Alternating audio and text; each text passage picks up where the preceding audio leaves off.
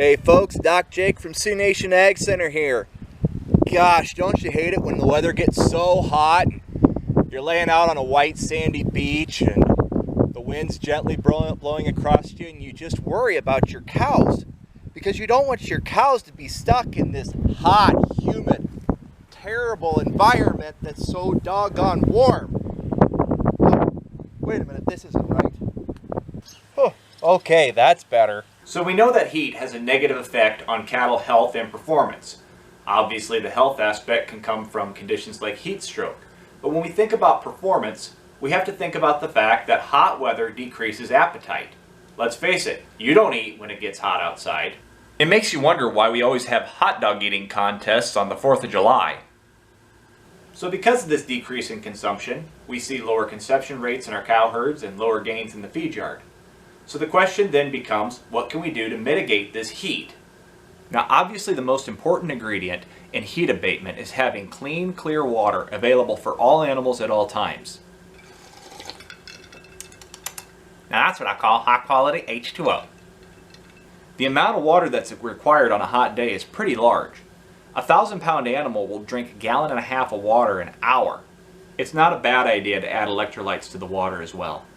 This will stimulate the animals to drink more because it tastes better, as well as replace lost nutrients due to all the stress from being hot. Hey Doc, with all this heat, what would you think about running sprinklers on the cows? That's a marvelous question, Generic Rancher Ron. Sprinklers are a great way to get our heat off of the cattle. The way they work is that the water that comes on the animal from the sprinkler is allowed to evaporate. The process of evaporation is what cools the animal.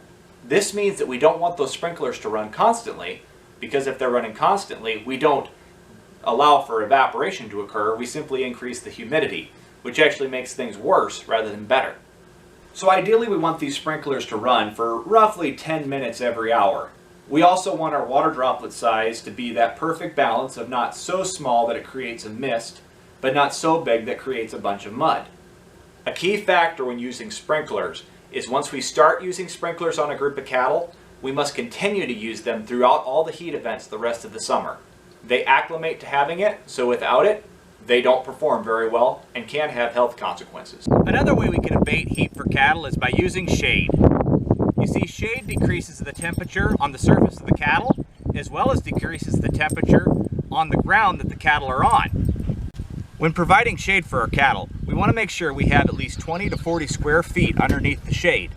This keeps the mud from building up, which, let's face it, when that happens, we're kind of in the doghouse. If you are installing shade for your cows, make sure you have plenty of height above the cows for air to blow through. Consider these cows here on grass right now. You can see they have the opportunity to be in trees in any direction. However, these trees block the wind, and the cows prefer being on top of the hill where they can catch a breeze because it is cooler than being in the shade where there's no air. If you are building shade, make sure it is at least 10 to 14 feet off the ground so it does not inhibit airflow. One heat abatement product that's available on the market now is capsaicin. Capsaicin is a spice extract. Specifically which spice? Rosemary leaves. No. Whatever this is? No. Cayenne pepper? Close. Chili powder. That's the spice. What this capsaicin does is act as a vasodilator. Dilated blood vessels close to the surface of the skin allow heat to escape more readily. That heat escaping helps cool the animal. In addition, capsaicin also stimulates water intake, which is something we need to have in order for the animal to stay cool. If you are interested in capsaicin, it is available in the Sioux Nation Polar Power product. Stay thirsty, my cows. So if you have any other questions about heat abatement techniques, feel free to reach out to one of us at Sioux Nation Ag Center. We're here to help keep your cattle cool so you can feed that bottom line.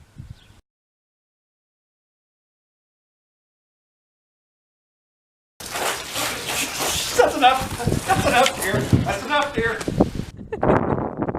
It's freaking freezing out here. I mean, I'm in a full winter coat and insulated coveralls, and he's directing. Okay, that's better. I'm getting bit. Ouch, ouch, ouch. I swear it's in here somewhere. I know she would have it. I better put this back where it goes or she's gonna get mad because I put it in the wrong spot.